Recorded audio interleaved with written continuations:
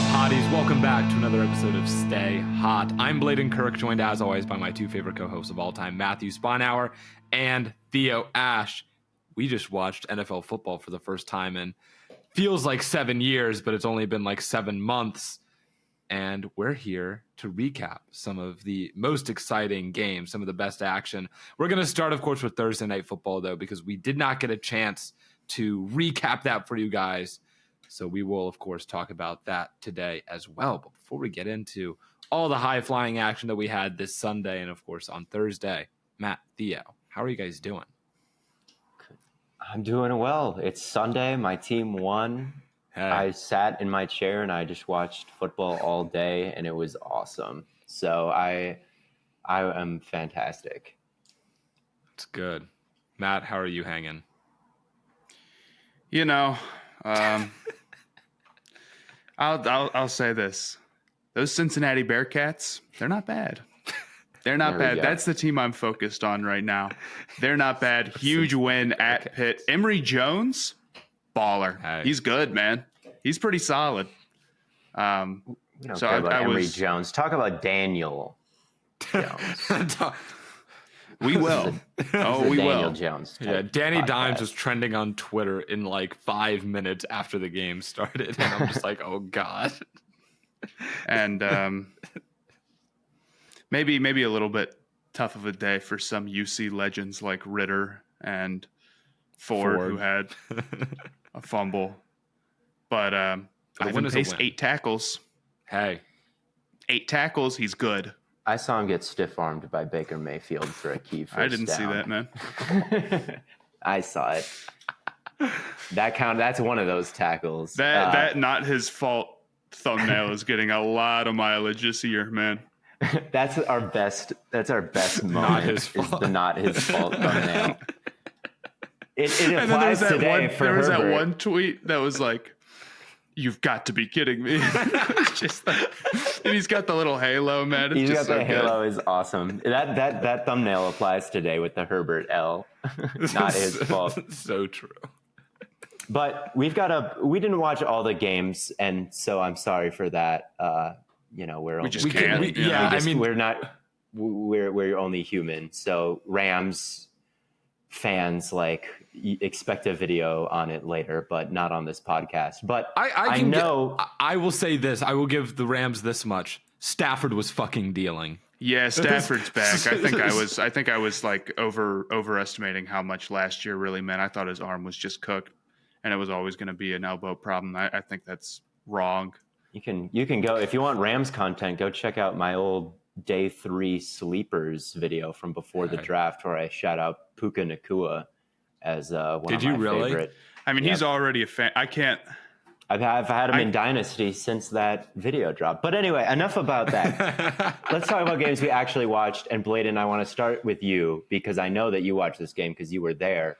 The Browns destroyed the Bengals, and I did not watch because I knew that you would be the one covering it. So what happened to Burrow? How did he?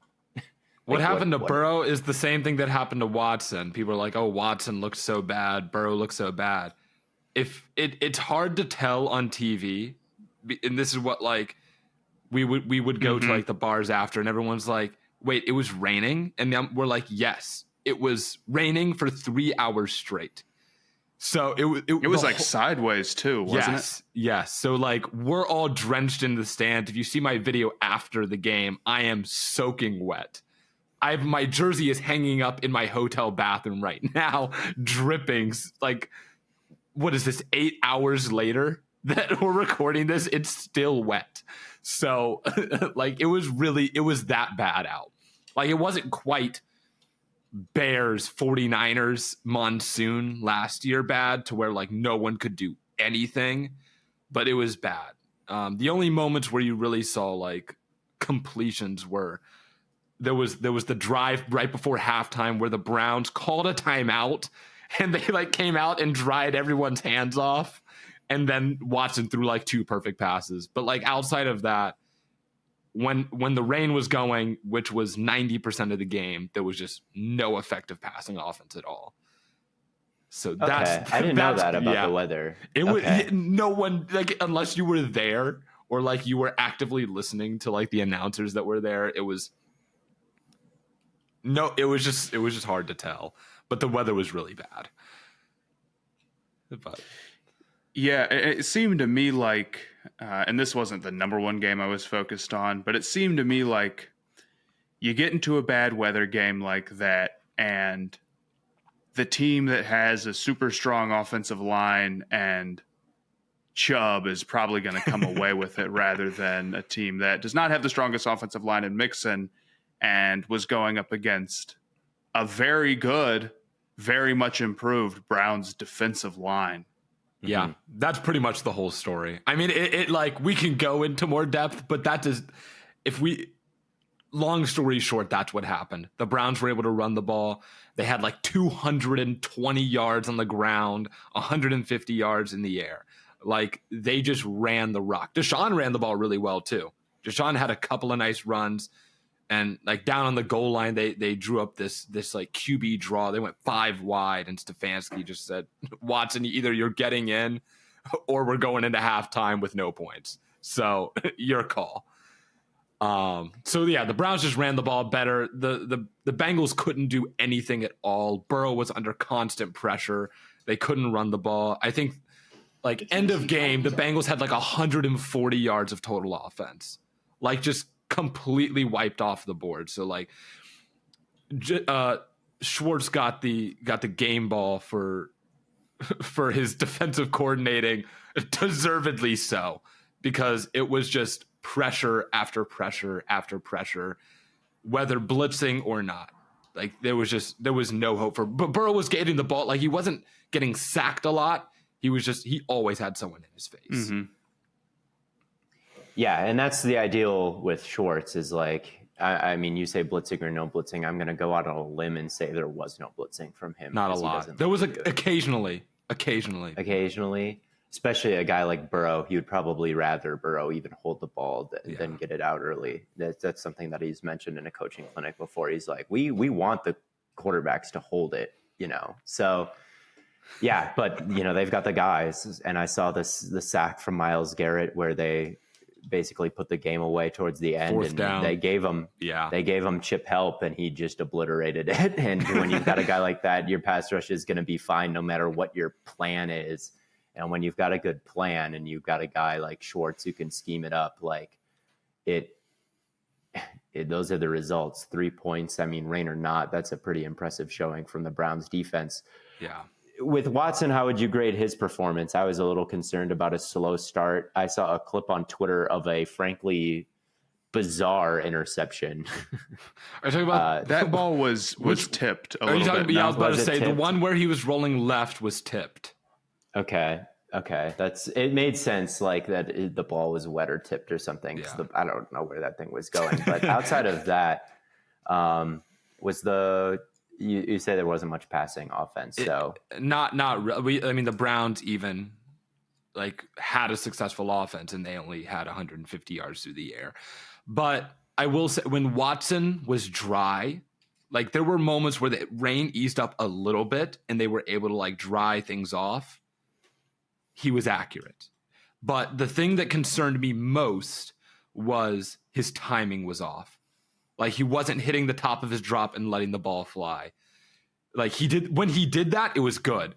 But like 80% of his snaps were get back, scan. You don't love what you see, but there's guys open and you're just not pulling it. And then when you finally do, it's late. There's 2 deep bombs to Goodwin that look like the first one, Goodwin could have caught it. It hit his hands. It went through his hands and hit his face mask. Both of those are going to look back and people are going to be like, Goodwin could have brought those in. Those were late balls by Watson. If he lets those fly at the top of his drop, they're both touchdowns. So that was the biggest issue, is he was getting the ball out late. And that was the same issue that he had towards the end of last year, so that's not necessarily shocking. So it sounds like with everything going on that the degree of concern for the Bengals probably shouldn't be too high. I think like Burrow hadn't had much time this training camp to really get in any kind of rhythm. He just signed this massive deal, which I don't know if that's a distraction or not, or like what that does to you mentally, or like your preparedness going into the game when you've just like signed this, and I'm sure celebrated, or I have no idea. We know who Plus the Bengals rain. are. This isn't some like, oh, are they actually no good? No, they and they sucked had a week one disaster last year. Yeah, too. exactly. And it's just weird conditions against a tough defense. I thought if you wanted to have a big takeaway, it would be that the Bengals really should not play in the rain. They should build a dome right away if they're going to have this team. And for the Browns, it's coming down to Watson now, because the defensive line is what it was built to be. Like those additions hit. They're right. Yes. And if I'm not saying they have a perfect defense, I still question the linebackers for sure, but the secondary is good. The defensive line has a potential to be great and really free up Myles Garrett for the first time in his career. So if you've got that going on defense, and if Watson can be the player they traded for, the Browns are very serious. Yes. That is the linebackers is the one concern you would have on defense. I thought the open field tackling from our linebackers outside of like Taki was pretty good. But there was some arm tackling, and it was just like occasionally Mixon would break one off for like 10 or 15. The best open field tackler, as it has been for the past 2 or 3 years, is still Grant Delpit. So he led the game in tackles as I'm looking now, so it makes sense. He was fantastic. Have you ever been stressed out trying to buy tickets? I know we just talked about my Cleveland Browns. I was at that game, and guess what? If I had used Game Time, I could have gotten better seats for a cheaper price. I guarantee it, because Game Time is the best way and the easiest way to get all tickets for all types of events: sports, music, comedy, theater. You get flash deals near you, best tickets at the best price. So you can stop stressing over the tickets and start getting hyped for all the fun that you're going to have. And I had a ton of fun at this Browns game, and I could have had even more fun sooner if I had just used Game Time. So forget planning months in advance like I did. Game Time has deals on tickets right up to the day of the event. Get exclusive flash deals on tickets for every single event. Like I already mentioned, football, basketball, baseball, concerts, comedy, theater, and more. And with the Game Time guarantee, it means you're always going to get the best price. So even if you find tickets in the same section and row for less, Game Time will credit you 110% of the difference. So go ahead, snag the tickets without the stress with Game Time. Download the Game Time app or head on over to gametime.co. Create an account and use the code STAYHOT for $20 off your first purchase. Terms apply. Again, create an account and redeem the code STAYHOT for $20 off. Download Game Time today. Last minute tickets, lowest price, guaranteed. So, yeah, pretty strong performance from the Browns. Obviously, the defense was something that we were excited about, and, man, they really lived up to it. I'm not too concerned about the Bengals. I think it's, like, more pro-Browns than anti-Bengals sentiment. I would agree. Probably coming out of this game. Like, I'm not too concerned about Burrow and company. But, yeah, it's amazing. It could be an amazing defense, and it looks like week one. Matt. Speaking of an amazing defense, the Falcons had 3 picks or 2 picks. I don't know what it was, but Jesse Bates owns your franchise. What happened? I don't know. I closed my eyes during those. I didn't want to see that crap. There were two picks, right? First one was over the middle to Hurst, I believe. Young was trying to fit it into a window, and I think he just underestimated the range of Jesse Bates, who's a great player, and Jesse was able to jump it and get the pick. It was not a great mistake, but my thought process is, and I guess I'll get into my overall thoughts in the Panthers a little bit in a second, but my thought process was, Bryce is really in a position where they're asking him to make something happen, and if he's too aggressive trying to fit it into a tight window, as a rookie in game 1, I'll probably take that. I'm not going to panic about anything like that.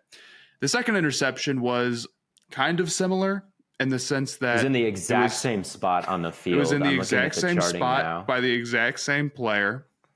The only difference is that it was less him trying to fit it into a window that just wasn't quite there, and more like he just didn't see him. Like he must have just totally missed him because it was, I mean, any NFL player is going to make that pick. And that one was very disappointing. And then, of course, the third turnover was Miles Sanders' fumble. It wasn't all bad for the Panthers. I thought the offensive line looked better, albeit against a pass rush that I don't think is very good. And there were still some times where they got beat, you know. Icky was far from perfect. But what it comes down to is, you know, you've got a rookie quarterback and no weapons.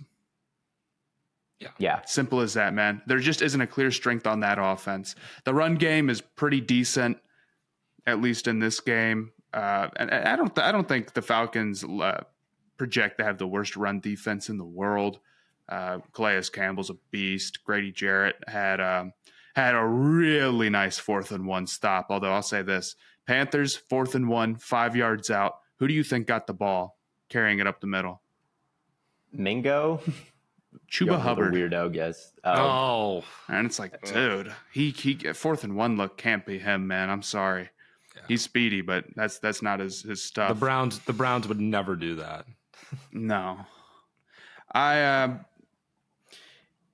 It wasn't a lot of generated open looks like we kind of expected, and that frustrated me. I don't like that. I don't like the idea of like, well, Bryce, just go figure it out, man. That's what I was about to ask you was how much you thought got it was. I mean, there was. I mean, for maybe 2 play action passes. I could be wrong. I should have really been writing down the exact number, but it didn't feel like a lot, man. It was a lot of we're getting in shotgun, you're throwing, buddy. And there was a drive where it was really Bryce the whole time.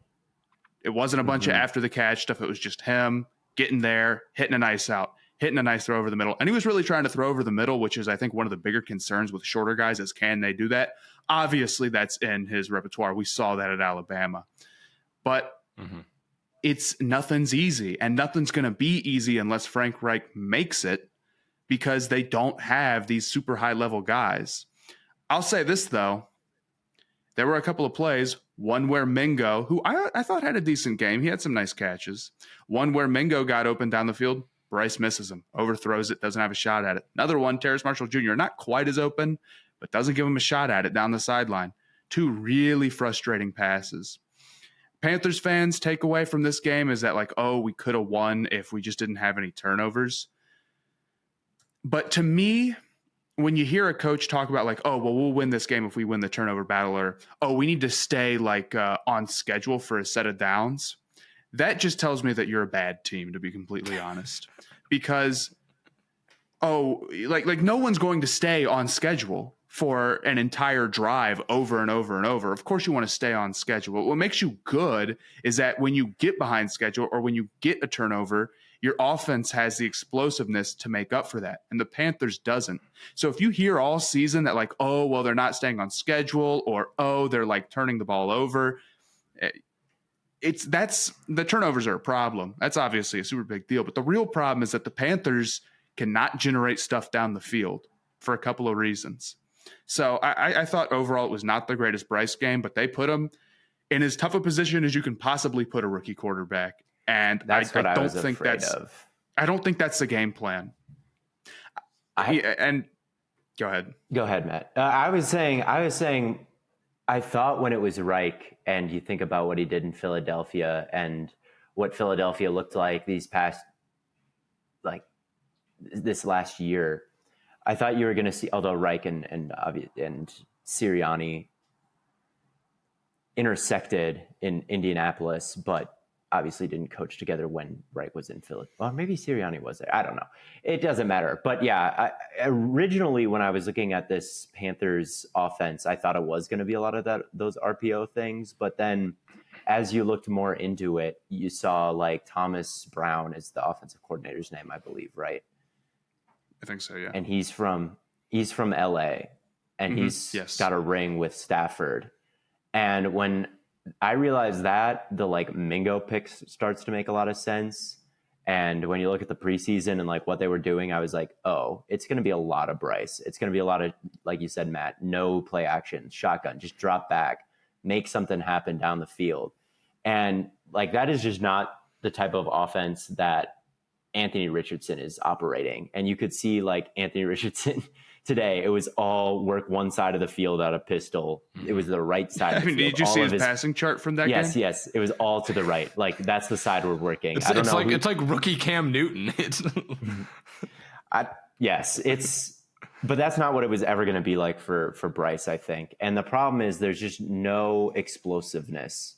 And past 10 yards, he completed 2 passes, he threw 2 picks, and he had 5 incompletions. And it's a slow group of skill position players. Thielen, Mingo, Terrace Marshall. Yep. Like it's just not going to be. Chark getting back will be nice. I mean, Chark will getting back him, but like, and I think Chark is good within his role, but like he can't be the guy for us, you know. There's some levels to that. So it was just a very, very frustrating game. I don't think they're helping Bryce too much. I think when they go against some better defenses too, it could get ugly. It could get ugly. I worry that they're just biting off a little bit more than they can chew with the offensive philosophy compared to the talent that they have, especially with no DJ Moore. They've got the line that can maybe hold up. And like you said, Matt, like the Falcons weren't getting a ton of pressure on Bryce, but there's just not going to be a ton of separation down the field. And when there is, it's not going to be like he can hit Thielen in stride and Thielen, you know, goes off like he's Jalen Waddle and turns it into a chunk play. So they'll go as far as Bryce takes him. And Bryce is a rookie playing in his first NFL game with a lot on his plate. So yeah, I think it could be a rough season for the Panthers offense. And if Bryce was super crazy special, like maybe that could be avoided. I don't think Bryce is quite like that type of prospect where like anything can work, but those guys are, you know, it's happened to like only a small handful of times in the history of the NFL where a guy has been like that. And, you know, it almost reflects like I think the team and a lot of fans sort of, Bryce is really good. He projects to be pretty solid pretty quickly. Like that was the idea. But it's almost like the team and a lot of fans have forgotten that this is a rookie on a team with bad weapons. Even good quarterbacks who are established are going to struggle with really bad weapons, you know? Yeah. And go ahead. I'm sorry. No, it's all you. You think about Jahmyr Gibbs and how talented he looked. They gave him 7 carries week 1 for a reason, because there's a lot to think about when you're a rookie. There's pass protection, there's routes, there's there's options on a lot of these plays built in. It's a lot mentally to take in. And so when you're throwing someone into the fire, like even if they're a running back, which is probably one of the easier positions to play, certainly easier than quarterback, like you limit these guys. With Bryce, like I just don't think they're limiting him, and they're asking him to perform at like a really high level in a very difficult offense. And that's what really concerns me about this team is like, I think with better players and more experience around Bryce, it's like a good way to build things out, because ideally you do want the 2021 Rams offense as opposed to the 2020 Rams, or, you know, like that's just a better way to do things. That's why they won the Super Bowl versus lost it. But they just don't quite have the guys to run like that yet, but they're still trying to. That was my feeling on the Panthers. I would very, very much agree. I thought Hayden Hurst looked solid. He's the best tight end they've had since Olsen, probably. And that's not, I guess, saying the world. But I thought Tommy Tremble. I think of like the sort of like, we need a tight end, we're just going to go grab a guy to free agency dudes. He's really solid. The Panthers were also a lot of screens, a lot of stuff like that, which maybe was the easier stuff they were trying to do. They were really trying to get Chenault involved. Maybe he only had 5 or so touches, but they actually ran him straight up out of the backfield one play, which was bizarre, but go for it. And that's my problem is like Chenault is the guy who it's like, we need a big play out of him. That's our go-to. And he's fine. I really, for his role, he does it. He had a nice play. He's pretty quick out of those screens, but it's just not there for them. We should also talk though about the Falcons and the other side of the ball. They did play in this game. Ritter was not throwing the ball down the field whatsoever, outside of one throw into double coverage where Kyle Pitts just caught it anyway because, I mean, who did the Panthers have on him and who was Kyle Pitts? That was such an awesome pass He's catch by Pitts. He hit a swim move right before. He was really being walled off by this defender. There was a guy in between Pitts and the ball that he kind of had to work through. And he hit him with like a swim move down the field and then got right into the catch, like diving. It was pretty killer. But Ritter does have a hilarious passing chart. Look, it's just, it was the same kind of ugly stuff, and it's concerning. It's got to get better. And I know he's a 3rd-round pick who's only played 5 games, and I I'm pointing to my Cincinnati hat and Cincinnati pennant right now. I love him, and he's still undefeated at home all time. But hey, it's not gonna. They're doing as much as they can. The run game is just nasty. Bijan Robinson is just nasty, man. Yeah. He's so good, and I think the workload will come for him. It's again like Gibbs. It'll be there. Give it. They're not gonna just immediately, go crazy with them like some teams would. And that flat he caught for a touchdown, ridiculous, right? It's just okay. That's the type of explosive play that the Panthers just aren't finding. But I also wasn't super inspired by the Panthers defense. And, it's all of the exact concerns that I had about them going into this season. The defensive line outside of Derek Brown, who is unbelievable, by the way. Derek Brown is as good as he was billed to be, even if it took him maybe an extra season to get there compared to what we thought it was going to be. Ridiculous. Pay him right now. Outside of that, it's replacement guys because we're trying to shift into a new type of defense.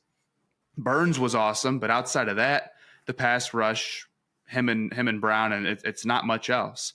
And most importantly, the corners outside of J.C. Horn are a disaster. They're not very good, and they didn't get exposed a ton because it's not the type of offense it can.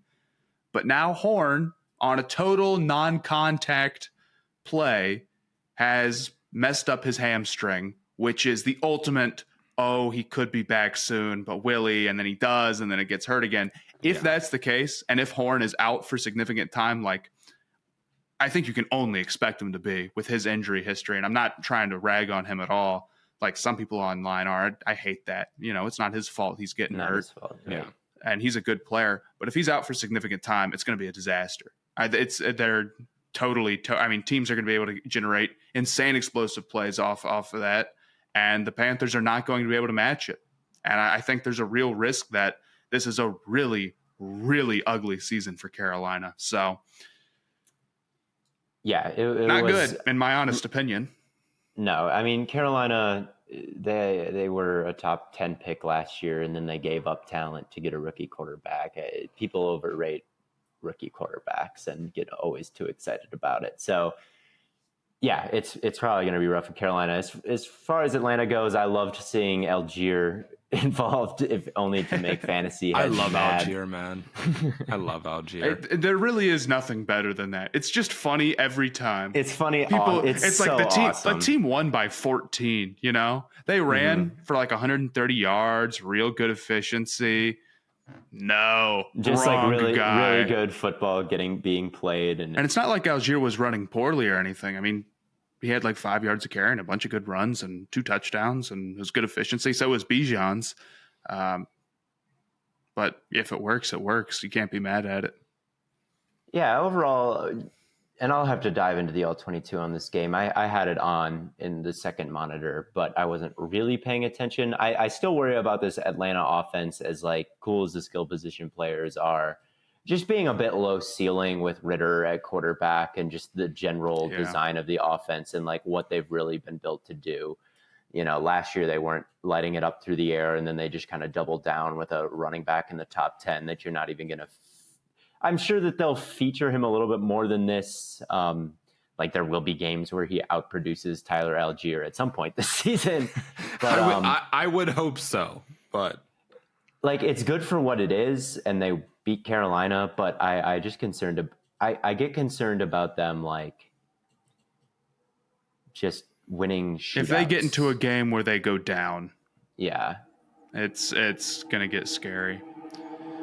But I took it upon myself to watch the presumptive favorite. I don't know who the betting odd favorite was for the NFC South, and that was the Saints. They were playing the Titans, and I thought that it seemed like a pretty even matchup for that first window, in a window where I thought there were going to be some blowouts. So I actually ended up watching that game all the way through. Gross. And it was gross. The offenses for both teams were pretty disappointing. It was. I'm looking at the stats right now. Jamal Williams, 2.5 yards a carry. Mm-hmm. Hell yeah. Trevor Penning. The Saints have a Trevor Penning problem, and also to some extent a Derek Carr problem. Trevor Penning was left alone on an island versus Arden Key a lot, and he was getting cooked a lot. First play of the game, Arden Key crossed his face and made a play inside on a run, and then they left him alone pass protecting, and he wasn't even setting correctly. There was like a wide 9 situation where Arden Key was lined way off the ball, and Penning had to go out and get him, and he took a real flat set. Like he tried to jump that. Set Yeah, him. you posted that. Mm-hmm. And it's like, what are you doing, dude? Like Arden Key just easily blew right by him. Like he barely even got hands on. And then there was another situation where he didn't set at all. He was like giving the right guard help or the left guard help, which is okay. But like eventually you need to get out there and block your guy too. And he didn't do that. And then there was a play where he was too upright and his punch had no power, and he got cooked like that, and it was another sack. He had the lowest win rate of any tackle week 1 is one stat that I saw from Next Gen Stats or ESPN Stats or whatever it was. Someone, I think it was Seth Walder, tweeted it.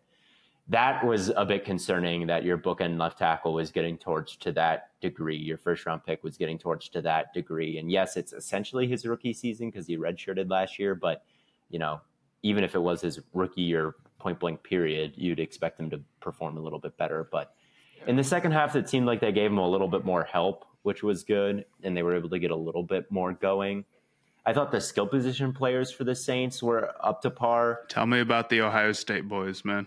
I thought they looked really good. Olave made several really strong hands catches, like low, high on the sideline where the ball just stuck to his hands, and if it bobbled for 1 second, it would have been incomplete because he needed both feet down, and it was only there for like a fraction of the second. But as soon as the ball hit his hands, there was just no doubt that he was in full control of it. So he looked really smooth. He had over 100 yards, and it wasn't like there were a lot of great things happening on that offense. So over 100 yards in those conditions was pretty special. I thought Juwan Johnson made some nice adjustments to the ball, had some good catches. And on that first drive, Michael Thomas really got involved, and he could have had a big touchdown, but Carr missed him on the run. So I thought the weapons for New Orleans looked okay, but Carr didn't have his greatest game. He threw a really bad pick where he expected Juwan to clear an underneath defender, but Hooker had eyes on him the whole way and was just sinking, and Carr threw it right to him up the seam. He had some, I thought, questionable pocket presence moments. There was the missed touchdown on the run to Michael Thomas, like I said, and they just couldn't get it done in the red zone. And Carr has been a bad red zone passer for several seasons now, so they settled for a lot of field goals. Oh, the other guy I want to talk about is Shaheed. Shaheed had a roller coaster of a game. The opening kick, he returned it. The ball got ripped out of his hands. It was a fumble. Tennessee took over. Like, that's how the season started for the Saints. There was a really open play that he had to make a catch on the sideline. I think it was a smash concept where there's someone underneath holding the coverage, and then he was wide open on the corner. Had to make the catch on the sideline, but looked a little stiff doing it.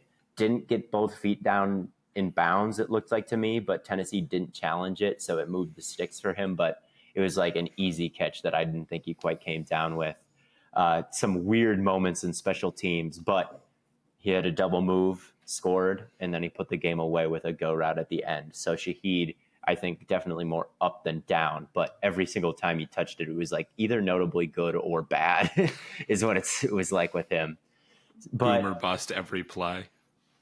But as inconsistent as the Saints offense was, the Titans offense was worse. It was abysmal. I'm And seeing Tannehill 3 sacks, 3 picks. Not and he what you should wanna have thrown a see. fourth. He should have thrown a fourth. Marshawn Lattimore had a fantastic game. He was all over everybody. Tannehill threw it up to D-Hop in double coverage, and both Lattimore and D-Hop went up to high point it, and Lattimore won at the point, which is pretty hard to do against D-Hop.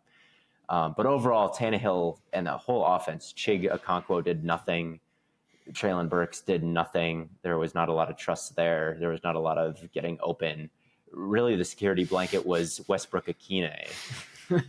There's not a lot of getting open. There's not a lot of getting open happen. It was a lot of Westbrook Akine had a bigger part than you'd like to see.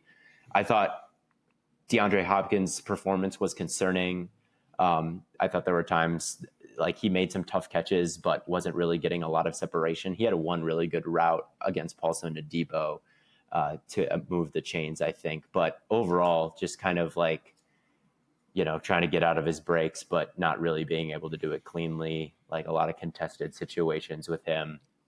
And man, like Tannehill, his pocket presence was kind of up and down. Dillard was getting absolutely bullied all game. Like the offensive line. The offensive line is just awful. I mean, yeah, it's just it was getting clubbed by a kind of a young and experienced Saints defensive line. Granderson especially had a fantastic day for the Saints, and he looked like he could provide some juice that someone's got to step up, and he did it week one. So that was I don't know if it's nice to see given Granderson's history, but it was a good performance from the Saints defense for sure. Like Lattimore looked locked down. Brzee had some pressure. I saw Granderson had a great game. Cam Jordan made an impact. Demario Davis had some good, plays where he shot his gun and made plays in the backfield. Alante Taylor had some big breakups as well. So a good performance from them. But like the Titans' wrinkle was like using Tyjae Spears like in shotgun and like trying to get him some touches, and he's explosive, but he's not as good as Gibbs. He's a second or third round pick. He's day 2 guy. Like he doesn't quite have that amount of juice. Tannehill missed him wide open up the sideline, which was a bad miss from Tannehill, but also you could just say like Tyjae Spears is such a small target to hit down the field, even if you do have him running routes down there and he's open. Like he tried to adjust to the ball. He wouldn't have gotten both feet down anyways, and he dropped it, and it wasn't a good throw. Tannehill also missed a trick play. They like did a double reverse and passed it back to him, and he threw it to Okonkwo, who was open, missed him badly. That should have been a touchdown. And that's the kind of thing the Titans offense was relying on, was like bullshit plays, like double reverses. Like that's what they were leaning on by the end.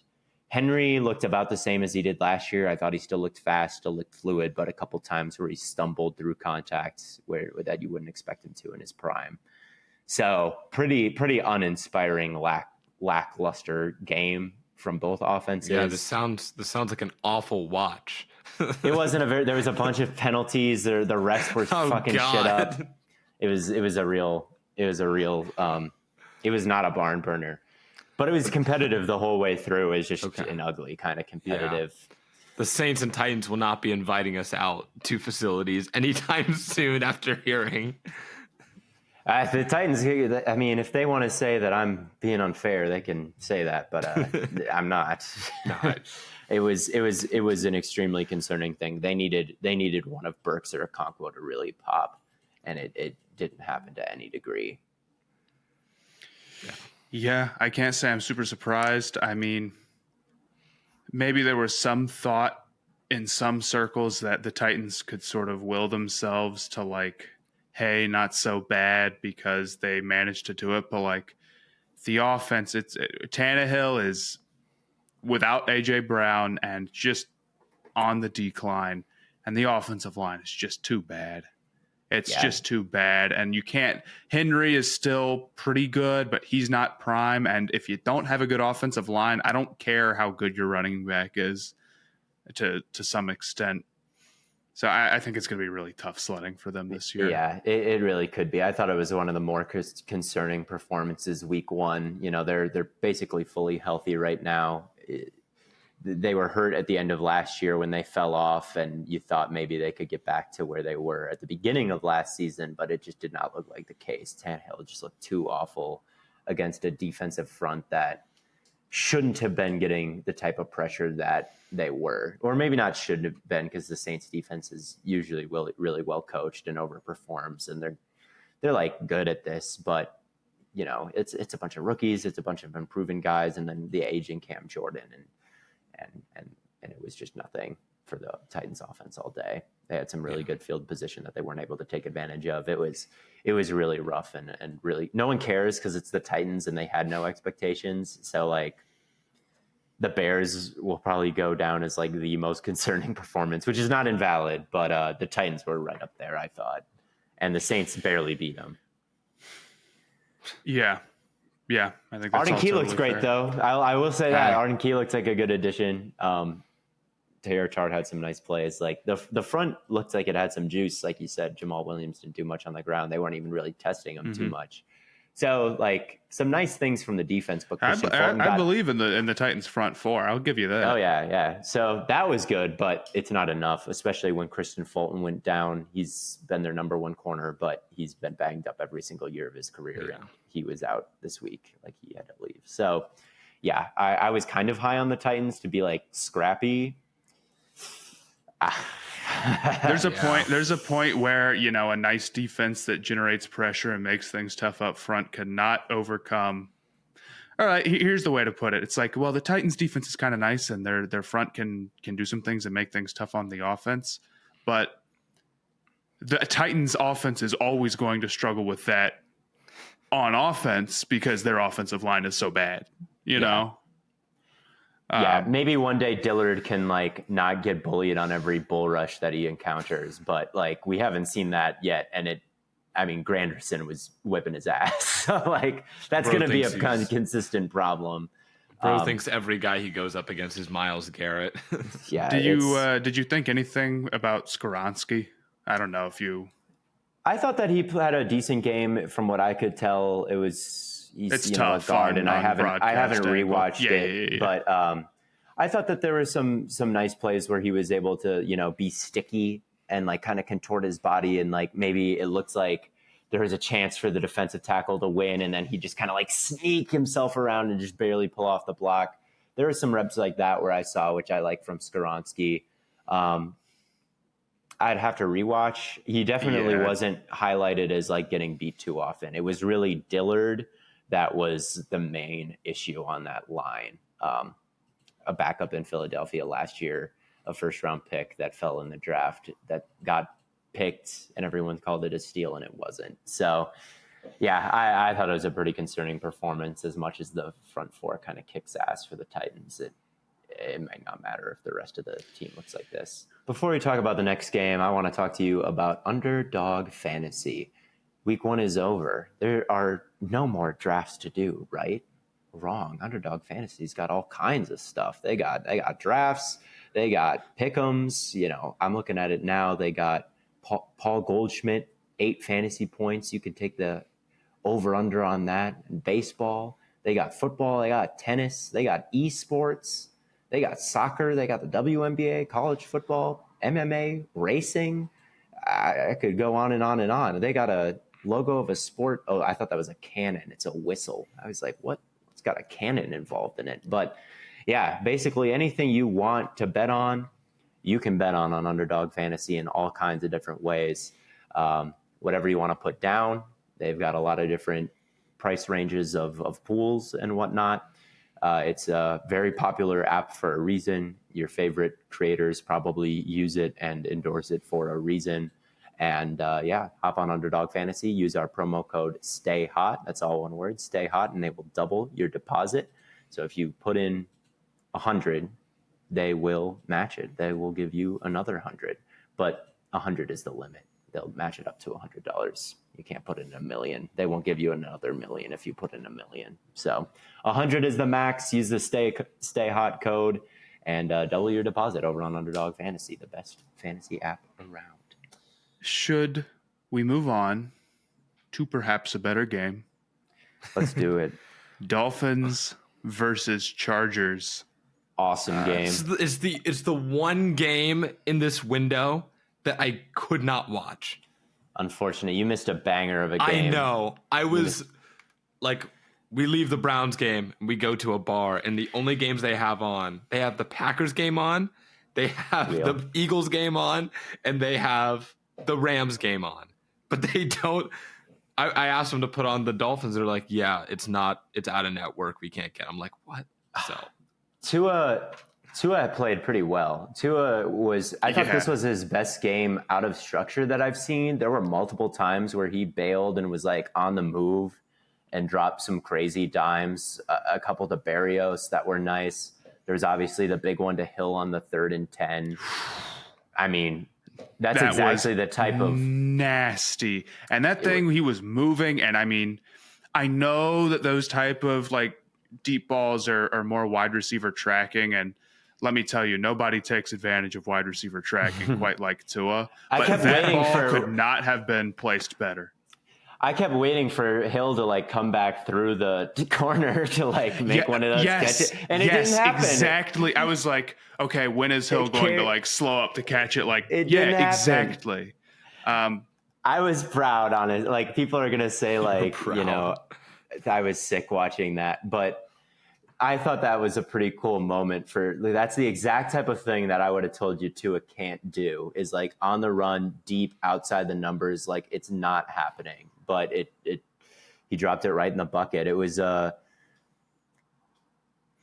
weird defensive look. They rushed 3. They played man coverage, and they had 3 deep safeties. And they were just so focused on the middle of the field. Like, you go look at that back. There's like this. Yeah, they're all these scared to death of those crossers, man. Mm-hmm. And you're okay with letting Tua beat you like that.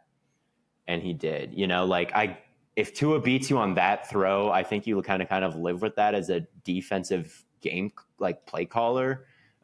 He just hit the throw. I mean, at a point, it's like, okay, if you're going to make that throw and you're going to have Waddle and Tyreek out there, some point, there's just not much you can do, man. Because Tyreek Hill, oh my God, man. He's the fucking goat. It's a little bit tough to say with his checkered past, but dude, man, I mean, it's like I mean, he's one of the best receivers I've ever seen, man. I mean, it's so tough because Justin Jefferson is so good, but like, oh my God, dude, it's just I don't understand how anybody ever stops him any play. I truly don't. And his ability to come back to the ball, which he was doing a ton this game. And he did have one hilarious play, though, where it was a screen. I know, and he jumped backwards. And he just jumped backwards and it just immediately went down. Usually when Tyreek Hill goes backwards, bad things are about to happen to you, and he's got the green light to go wherever he wants, however he wants. But that was like the one time it didn't work out, and it was so funny, dude. I remember that play. Tua, I will say, in the second quarter, Tua was begging to throw a pick. He threw into triple coverage. There were some definitely early in the game, and I mean, he did throw a pick later. There were some times where, man, it was awfully close. Yeah. Towards the end of things, he started like really tearing it up to a degree that I don't know. He's obviously had that Ravens game last year, but this one I felt was more than the like Ravens game. The Ravens game, there were like blown coverages, exactly, and he also threw 2 pretty bad picks. The pick he threw, they were just going after J.C. Jackson. And on this one, he probably shouldn't have gone after it because Braxton Berrios was the receiver. But J.C. Jackson did get away with DPI on that. Like, he's fully shoved Berrios in the back. And then he returned it out of the end zone, which was so for like stupid. 2 yards. Yes, and then Herbert almost took the safety, and then they gave it to him in great field position. And then J.C. Jackson got burned again on that deep throw to Tyreek that was wide open. I have a hot take about this game, and that is it's not Staley's fault as much as it is just the GM's fault. And like you look around at this defense, and J.C. Jackson is getting torched. That on all the crossers, you're passing it off to like Eric Hendricks and Kenneth Murray, just who had atrocious games. There's Sebastian Joseph Day, who is terrible, and he was supposed to be a big addition. It's like, where are the good players here? This it's is the because I was like trying to keep up on Twitter, and all I hear about how good Tua and the Dolphins are.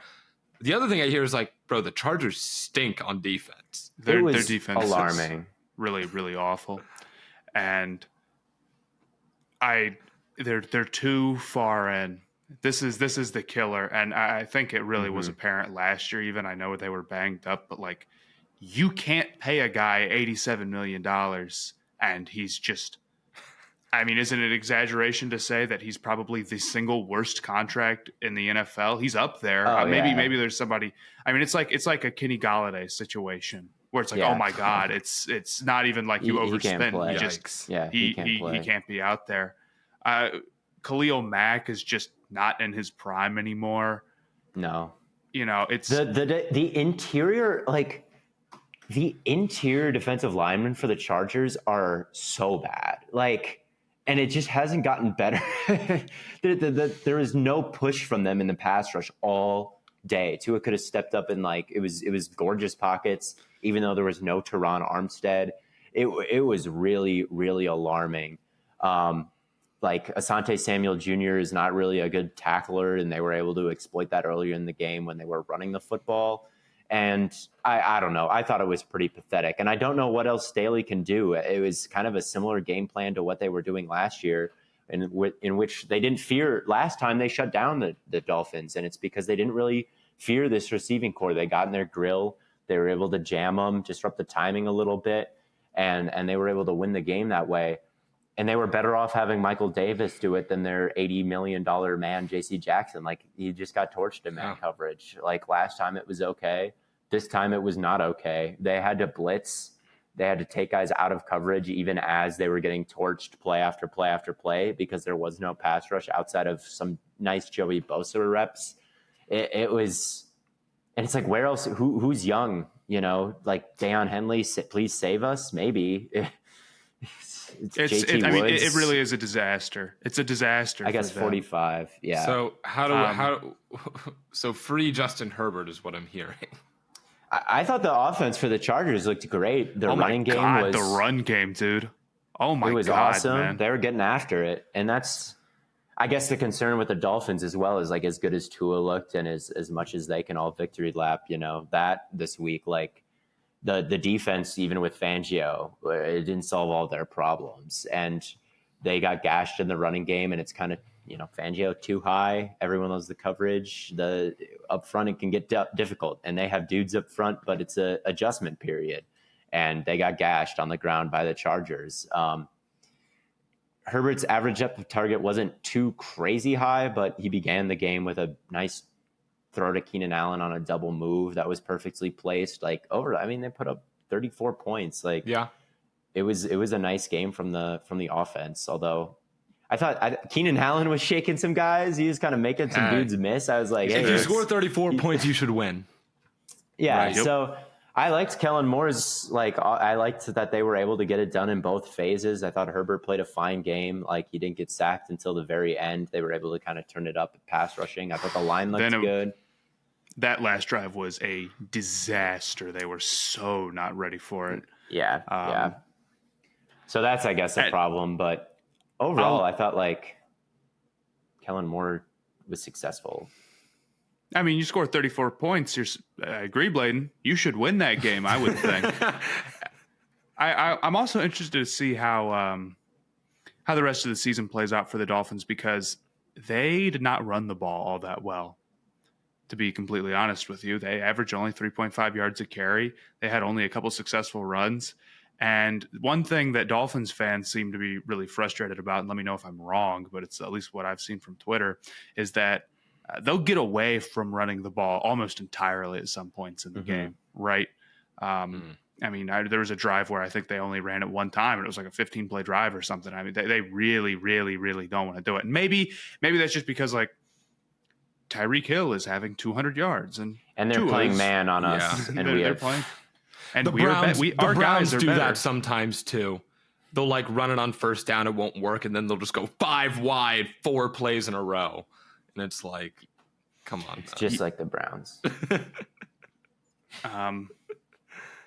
So I just thought, I just thought I'm interested to see how the run game plays out for them, but I'm worried about the Chargers. I feel kind of bad because there's a big, you're probably included in this, Theo. There's a big group of people who really want the Chargers to work out because like they've kind of just had some rough bakes, and Herbert's cool. And like, dude, I'm telling you, I mean, you know, but like, it's probably not gonna work. Yeah, I was excited about the offense. I was excited about the balance, and it like that all looked good. And last year they really did have some decent performances, especially against the Shanahan tree last year. Like they did shut down the Dolphins, and the pass defense wasn't so bad. Maybe I'm so overreacting. I'll say that. So I was like, the pass defense, like as long as that's good and the offense is fine, like I can deal with the fact that they're probably still getting gashed in the run game like they have been. If that can all be okay, but the pass defense was obviously atrocious today. Maybe they can get better in the future, but yeah, I'm definitely concerned because J.C. Jackson looked like such a liability, and I was kind of hoping that he would look a little bit better because he missed last offseason with his injury, and then got thrown in there, and then was bad for a little bit, and then got hurt again.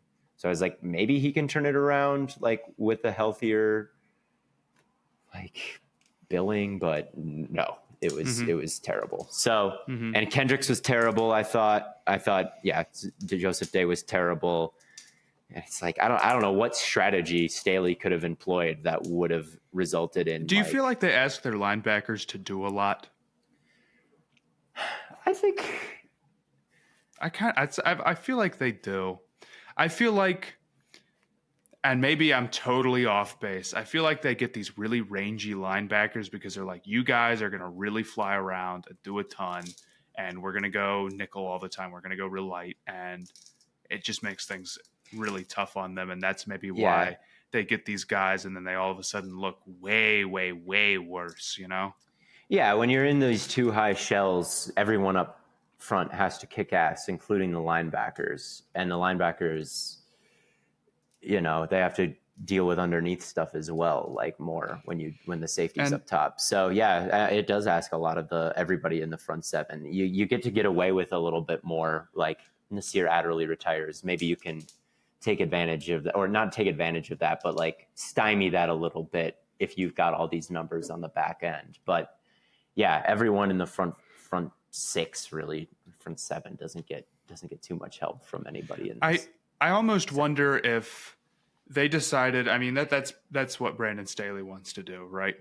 And I almost wonder if just the team building structure of like, this is what we want to do, and we're going to go spend big to get those guys in free agency is just not the way to do it. Like, I know this is easier said than done, but like, you really want to build around the guys that you get. And it's sometimes it's just tough to hit on big free agency contracts. It's not that easy, man. Yeah. And those don't work out well. And I feel like that's how they decided to go build this team. And that's part of it. A part of it is, you know, it's like J.C. Jackson's just not good. And they fell for the classic, this guy was good in Bill Belichick's defense, we're going to go pay him. Like, if don't trust that ever. The classic gotcha moment. They get you for that, man. Yeah. I'm hoping the Dolphins pull it together a little bit in the front, because their front four is so sick that I'd like to see them just like kill some teams, and it just wasn't happening today. But it's like they have so much talent, and Jalen Phillips was really cooking towards the end and really killed the Chargers in the last 2 drives. So maybe they can build off that. But definitely a lot of work to do if you're the Dolphins on defense.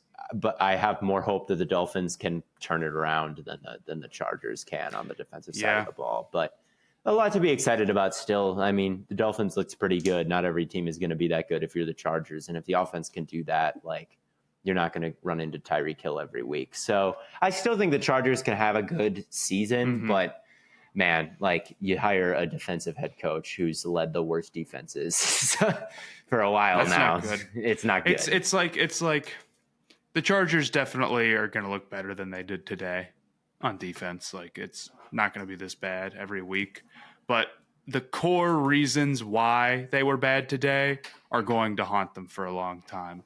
The idea of them building a Super Bowl roster after the mistakes they've already made currently is a tough one to imagine.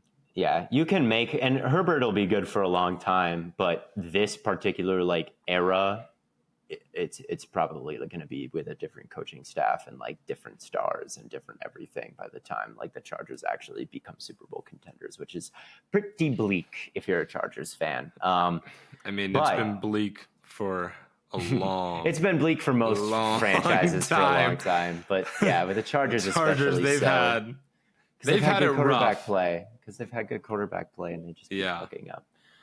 But let's talk about enough about these boring coastal elites. Let's talk about Theo, real Midwestern football. They called you crazy. They called you crazy, Theo. They said you were biased. stupid, Theo. They said you were no biased. way. There's no way Jordan Love's going to be good. There's no way he's going to be better than Justin Fields. There's no way the Packers are going to go 3 for 3 on quarterbacks. Look, Jordan Love did not play the greatest game of ever today. Like, it wasn't completely lights out. It was the greatest game ever. I thought especially 27 in the first passes, 250 yards, 3 touchdowns. Here's what your life just is awesome, man. Look. Hey, look.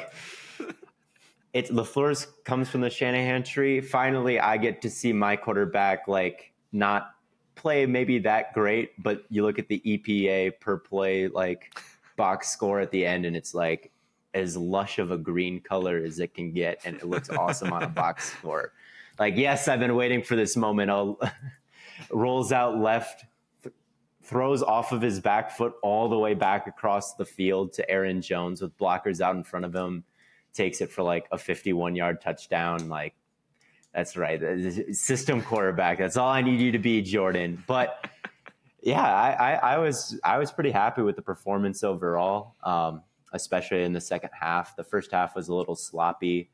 There was a missed throw. Jaden Reed ran a great route, and Love missed him. There was a couple inaccurate throws and points left on the table in the first half, but a really great all-around team effort from the offense, the defense, and the special teams, which you don't get from the Packers offense often. You get the offense all the time, but not quite the defense and the special teams. But Jaden Reed had a great punt return. The defense was really getting after it, didn't allow much of anything down the field. They were able to... I'm sorry. Was it Wyatt who got back there for a really, really huge nice? sack. He's explosive, man. Yeah, he had a good game. He flashed a couple of times. They could have had a bunch of sacks on Fields, but Fields broke a bunch of tackles and was able to create something out of nothing. As Fields does. I know you were jumping for joy. He never got a 40-yard run or anything like that, though. He would get past the linemen, but then the linebackers or safeties or something would clean it up. I thought the safety play would be a disaster. Today, I actually thought the safeties did a pretty good job, except for when Rudy Ford got absolutely blown up by Roschon Johnson and then got a penalty because he was mad about it. Outside of that, I thought the safeties played a decent game. I thought everybody played a decent game. I mean, when you win that big, a lot of things go into it. But they did have 7 points at halftime against a bad Bears defense. There was absolutely no pressure from the Bears that first half. The pockets were always gorgeous. So there was no reason why they couldn't have been up even more at halftime. There were some Aaron Love throws, I thought. But, you can't complain about a win that big. Right. I think that the Bears suck. The Bears are really not good. But man, the Packers continue to own them, and I think that if this is a mid-love game, like we'll take that. Jordan Love inherited the Chicago Bears from Aaron Rodgers. He did inherit them. I saw the Quay Walker pick six, and That I was immediately awesome. thought of you. I was like, I looked over to Gav, and I'm like, Theo is jumping for fucking joy right now. Quay Walker had probably the most unnecessary ball carrier move in history there, where he like could have gone down, but instead he like turned sideways and ran directly into a Bears player and just ran him over and then reversed field and made another guy miss. If you go back and watch it, it's one of the more unnecessary trucks. Just, I don't know what Fields was seeing there. And I didn't even think Fields played a bad game. Like his completion percentage was pretty high all day.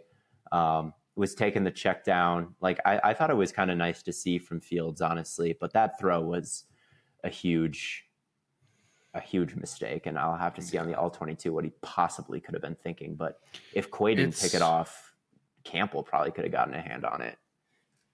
It was not a good Fields game, man. It wasn't a good one. It's feels like a lot of the same stuff. It's, the running explosiveness keeps him alive a lot, and the big stuff he's doing. I mean, he had a couple of really nice deep balls, but when it comes to just like getting a rhythm going on offense and really sitting out and reading things out, it just felt like it wasn't there a ton for them. And granted, the Packers defense is really good, and the Bears offensive line is not really good. It was really good. The Packers defense was really good week one. I don't know if they'll keep it up. Well, I've heard too many. They played really good, I should say. They did. And they could be really good. I thought Gary didn't get any sacks on the stat sheet, but he blew by Darnell Wright and got his hand in there and knocked the ball away from Fields. I thought maybe they could have looked at it and called it a strip sack, but they said incomplete barely. But that was a really disruptive play that ended up like nothing on the stat sheet but a pressure. He had one on a free play where he just torched Wright and killed Fields. But obviously it just moved the ball forward 5 yards, and that one didn't count either. Jair, like, not a lot of looks at DJ Moore, not a lot of looks his way at all. Quay had that pick. Like, Wyatt got after it. Clark blew up a screen. The safeties weren't too bad. It was more of what I expected last year from the Packers defense, and that's promising. Damn, only 2 targets for DJ Moore. Dude, it just makes me sick, dude. He just cannot. It's got to change, man. That's crazy. And one of those targets, he had a pretty nuts yak play. It wasn't for too many yards, but just like the balance to even like stumble forward was pretty cool from him. Yeah, hopefully Aaron Jones is okay. He pulled his hamstring, but he was like celebrating while getting like stretched out on the sideline. So I assume that he's fine. Okay. AJ Dillon had 13 carries for 19 yards, and it was a weird running game. Like I'm excited to see this Packers running game all year because they lined up in some weird formations. They used DeGuara, like not in weird ways, but they lined him up in weird spots. Like formationally, you saw some different type of looks with flankers and sniffers and stuff aligned at atypical spots behind the line of scrimmage. And try to get the ball out with them lead blocking, like tweak the angles a little bit, try to just get as good of a look as you can. And it wasn't the greatest running performance from them, specifically because Dillon stinks and went down and there was too much meat on the bone that he left out there. But I'm interested to see if they can kind of lock in because they were trying some strange stuff. So, yeah, it's about as much as I could have asked for. 37-20. Or 38-20. Like Theo, you and I had great days. We had outstanding days. And they didn't have Watson, and Dobbs was limited too. I thought that the Packers could blow out the Bears, but when I heard that news, I was thinking it would probably be a close game. But no, they and the Browns didn't have Juan Thornhill. I will say this. The Bears' play calling did not help Fields out at all. Where were the designed runs? Like, they should be calling read option like a couple times per drive. I saw like one designed run from them the entire day. And I turned it off midway through the fourth because it was over and there were more exciting games on. But they didn't help Fields in that way. Like, they didn't let him do that. There was a lot of scrambles for him. But where were the, like, let him read things out? And maybe the Packers were containing it. But how many overall, designed runs did they do last year? I don't know the exact number off the top of my head, but I would expect some 47. I would expect more of that from them. But I think they got the coaching wrong in Chicago. I don't think Eberflus has juice. Like, Getsy doesn't really inspire me either. And this whole offseason, it was all about, like, is Fields good or not? Is Fields good or not? The Bears organization got it wrong. Poles' resume is pretty bad. Like, to ship Roquan Smith out and bring in TJ Edwards and Tremaine Edmonds, who were negatives to non-factors today. And I don't know, to draft Darnell Wright 9th overall, like, I just think the way he's built it out has been bad. And to not address the defensive line at all and to bring in these linebackers, it's like, what did you think was going to happen? TJ Edwards got torched by Aaron Jones. There was no pass rush on Love all day. Like, it was not an unpredictable thing either. Mm-hmm. You know, and the Bears were a year away from being a year away last year, but they didn't really solidify any one unit in a way that makes you feel like you can build off of something. Like, it would have been nice if they had really properly, just if they had said, okay, the defense isn't going to be what we want it to be. We'll try some stuff, but we're going to really lock in on making sure the offensive line is good, you know? And they just didn't do enough at any one spot. It feels like except for a linebacker, and they had a great linebacker. Bears fans called me crazy for saying, they were like, bro, Tremaine Edmonds is a better scheme fit for this defense. It's like, because the scheme is boring and it sucks, and Eberflus is lame, and he's just like a glorified Jonathan Gannon who's just like runs the most vanilla shit ever and just hopes that, like, he's got studs, and like the studs they got them and like Justin Fields last year had 160 rushing attempts. 70 of them were scrambles. I need to know. 90. That's 90 design runs, you would say then. Mm-hmm. Roughly. Probably a fair number of them are that probably comes out to 4 or 5 a game if you're taking away sneaks, which I would say do not count. Yeah. But really uninspired performance from the Bears, and they were pretty dead. Like, on the sideline, they panned the Fields, and it's just low energy, and just, I don't know, feels like a doomed season from the Bears, and we'll see if Fields can do enough to survive like a Caleb Williams or Drake May bid, honestly, at this point. That's kind of where my mind is at. Yeah, I mean, they're going to have some high picks. Yeah. They're going to have some assets. They are. And it's going to be tempting to bring in a new guy. I mean, we like Fields on here. We want Fields to be good, but it's if you're going to year 3 and it's just not clicking together, I'm sorry. Right. Yeah, and this isn't even the staff that picked him, and this staff could probably be gone, like, at any time. Like, this GM and these coaches, if it continues the way it has. So you're on staff 3 at that point. There's absolutely nothing keeping Fields around, if so. So you want to talk a little bit about Cowboys-Giants, or do we want to wrap it up? Oh, my God. That game. We can talk about Cowboys. That game was over before it started, man. I picked the wrong system quarterback to be dog shit in 2023. Here, the Giants receivers are still not good. Mm-hmm. Okay, Dayball's dope. The Giants receivers are still not good. And at the end of the day, with the Giants, they are still in the position that if they go up against a team that is really high-level talent on defense, they just don't match up, and there's just not much they can do. They just don't, man. They just don't got the guys. That offensive line, no. I don't know what I was thinking. Erling got shredded. I was kind of high on I went on an ESPN show and said I was high on the Giants. I'm like, Theo, what were you doing a couple weeks ago? Because it's like you watch it now and it's like, damn, there really is no talent on this team. Mina is never inviting you back. I'm not getting invited back, dog. There's some things to like about the Giants. I mean, the defensive line is good, and you'd think so, but tonight it was really underwhelming. It was not good tonight. We'll say, okay, maybe that's kind of fluky, but at the end of the day, you put this team in the NFC South and you let them play against a bunch of teams that really aren't super serious. They're going to be able to scheme the open stuff. They're going to be able to make it work. Saquon will make some plays. They'll hit some guys who can move in, open space. Great. But when they're playing up against a Cowboys or an Eagles or somebody like that, it's not going to fly. It's just like they just are too far off, I think. And they'll still win some games. I'm not like, oh, they're going to win 4 games or whatever, but they have a very tough schedule. I think it's going to be very tough sledding for them.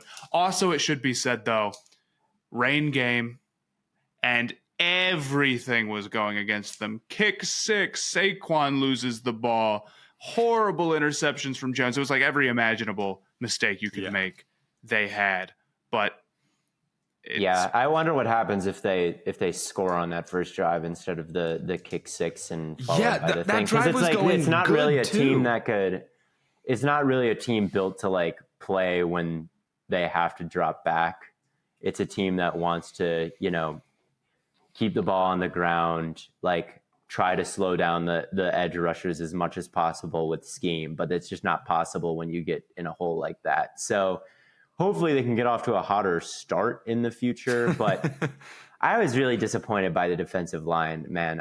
I thought it could be a bit of a mismatch, them versus the Cowboys offensive line, especially with Tyler Smith out and Tyron Smith playing maybe a bit banged up. Like the depth of the Cowboys offensive line, I thought that there could be some one-on-ones to get that they could torch with Dexter Lawrence, and it just didn't happen. Lawrence had some plays. Outside of that, a lot of radio silence from nothing from Thibodeau, nothing from Azeez Ojulari, and it's like I really thought that those guys were going to step up, and they just didn't. Dak had all day to throw.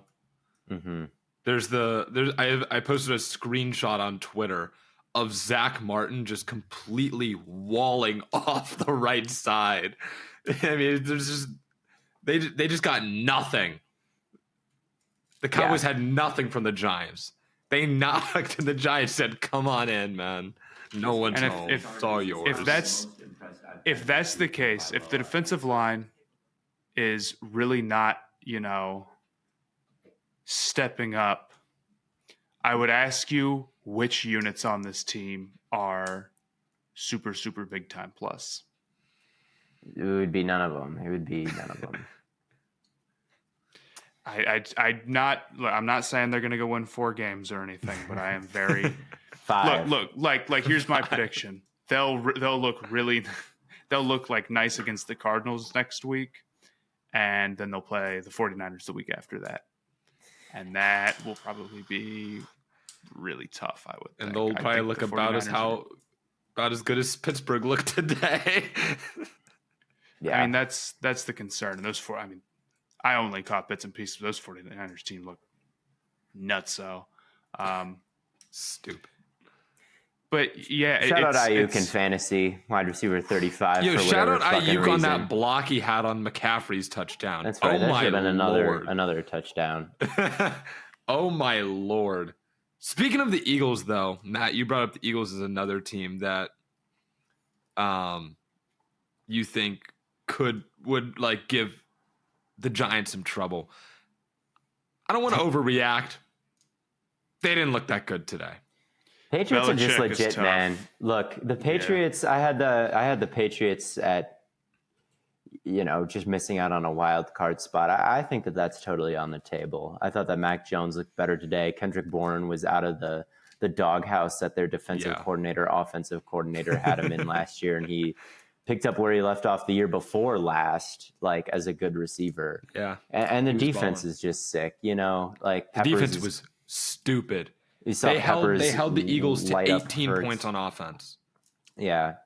So I don't think there's too much shame in like going up against the Belichick Patriots and getting an ugly win out of it if you're the Eagles.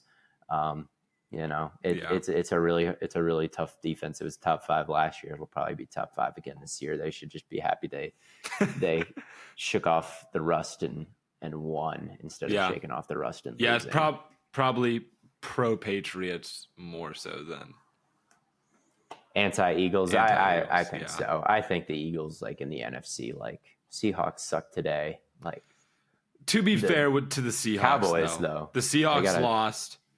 They lost Abe Lucas, they lost Charles Cross, and they lost Tyler Lockett to like all in the third quarter.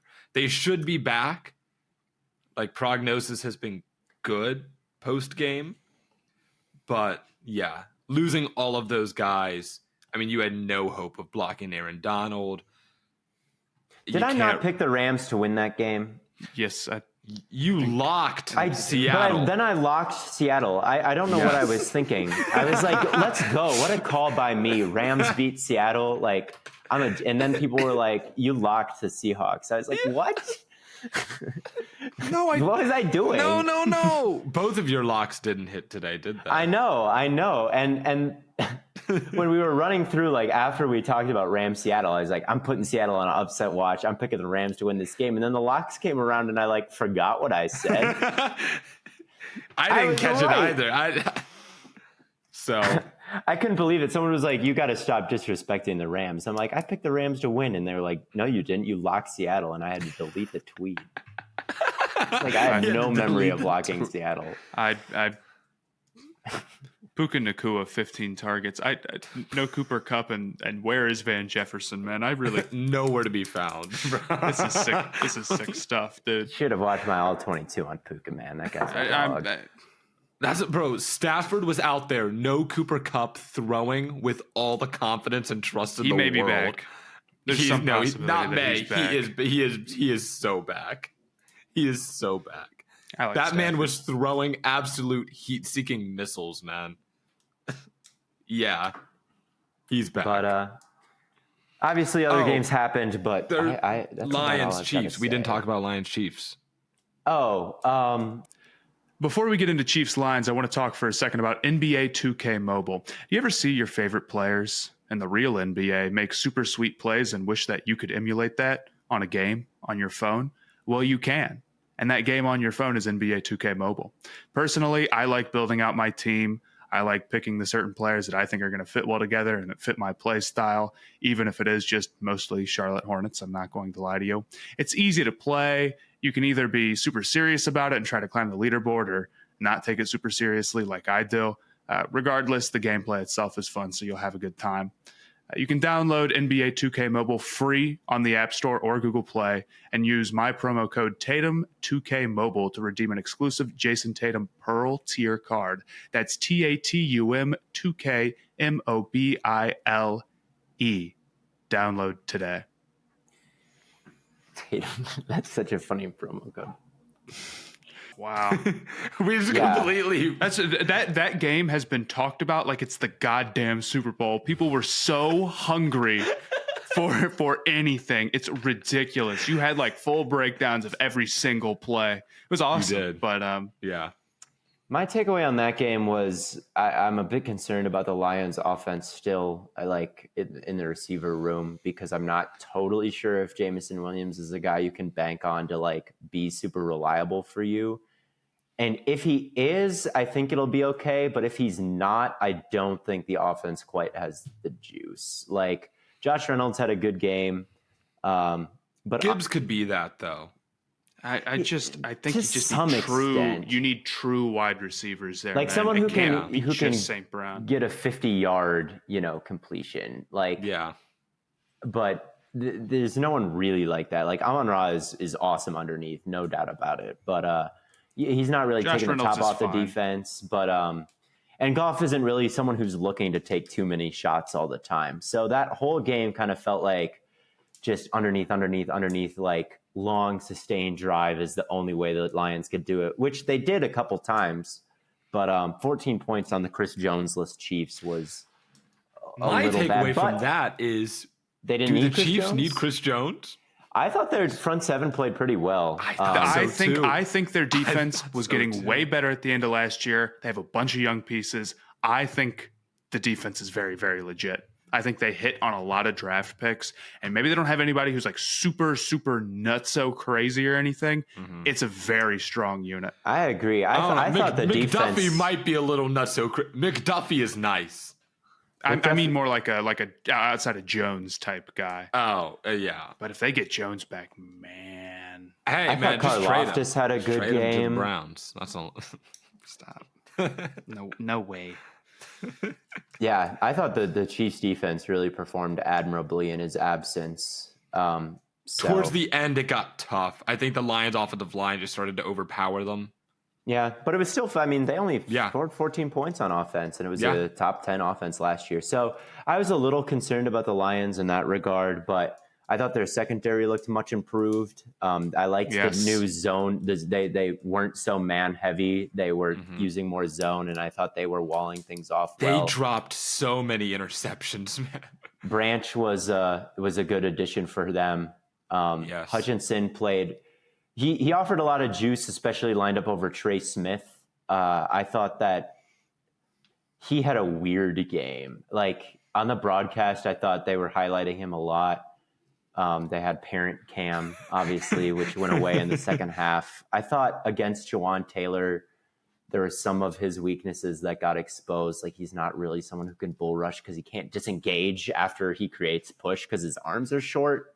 And Jawan Taylor's can kind of like lock onto his shoulder pads, and it's tough for him to like get out of that situation. He's kind of stiff around the edge still. It's got to be the hand fighty stuff. It's got to be the hand, but it is good. He's good at it. He is good at the hand fighty stuff. So I think he can be like a 10 sack guy, but he's not like Garrett. You know, he's not number 2 overall pick. He's now the best edge in the league, like some number 2 overall picks could be. But he's nice, but he is a good player. I think that maybe the like hype around him is a little bit exaggerated sometimes on the broadcast because like he's a Michigan guy who plays for the Detroit Lions and was a top pick and is a good player. And if you don't read and you're like he was second overall pick in kind of a weird year for the draft. So I don't think him being a 10 sack guy but not Myles Garrett is him even really missing expectation. I just think that maybe he's getting that I type think he of, gets here's the overrated, parent yeah. cam. Like, here's the parent cam because he's a Michigan guy who's playing for the Detroit Lions. You can't expect every, like, top 3 pick to be in the Hall of Fame. No, you can't. But, yeah, I he beat Trey Smith badly a couple times. And he beat Jawan Taylor badly a few times at the beginning of the game. Jawan Taylor was also lining up as a wing. He was. I thought Mahomes didn't play too well. I thought there was a lack of trust. There were guys open that he wasn't throwing to, and when he did throw it to them, they dropped it. So, you know, not naming names, of course. Not naming names, of course. I'm a little concerned about the Chiefs' offense overall this season, even once Kelsey comes back. But I don't know. Rashee Rice is wide receiver 1 until further notice. Rashee Rice is cooking, man. It was Rashee Rice. He looked like their best receiver to me. Like he looked like the one who had the biggest catch radius and someone who could like create some separation in the scramble drills and like had a good feel for that type of thing more than the other guys. That's what he did in college. That's like all he did in college was just like catch radius, scramble drill type shit. That's it. That's his entire highlight reel. But it's sick. It's sick shit. So I can't even be mad at it. He's on, I think, 2 of my fantasy teams. So but yeah, I win. I thought the Chiefs offense played pretty poorly. I think they've got to be kicking themselves for not beating a fully functional Lions team except for Jameson Williams. But which makes me kind of like nervous for the Lions. Because, like, man, the Chiefs almost had him if Tony just holds on to that one catch at the end. Yeah. But the Chiefs are a really good team. A win is a win. Yep, a win is a win. You only need so many, and to go get a big win like this to start the season, I think it's overall still definitely a for positive. him. Yes. Definitely a positive, but I did think that there were some weaknesses in terms of speed on that offense. Okay, I can agree with that. Yeah. So, but yeah, definitely a good win from the Lions. Yeah. Just they didn't look dominant. They didn't look dominant to The me. Chiefs do need Kelsey back desperately. Desperately, yeah. And when that'll at least establish a level of trust in the passing game. It was good to remind everybody how important he is, man. Mm-hmm. I think people sometimes are just like, well, is it just like it's Mahomes and he's just kind of sitting down and blah blah. Like, yes, man. And So no one else does it. Like that's Noah Gray had an okay game. Noah Gray played okay. Yeah, he's a fine tight end too. Yeah. But not Kelsey. So, yeah. So I think that's all. Yeah. I think Yeah. So. We stayed up till 1 a.m. Matt and I stayed up till 1 a.m. to make sure you guys got this recap. So you're welcome. Unfortunately, it's East Coast sucks for that. That's all I'll say. Not ideal. And then I have to get up and drive the 2 hours back home so that I can get to work in the morning. Hell. I'm flying tomorrow. Going to Minnesota. Oh, gonna see the fam? It's fun. Yeah, I am. Hey, But have fun. no one cares about that.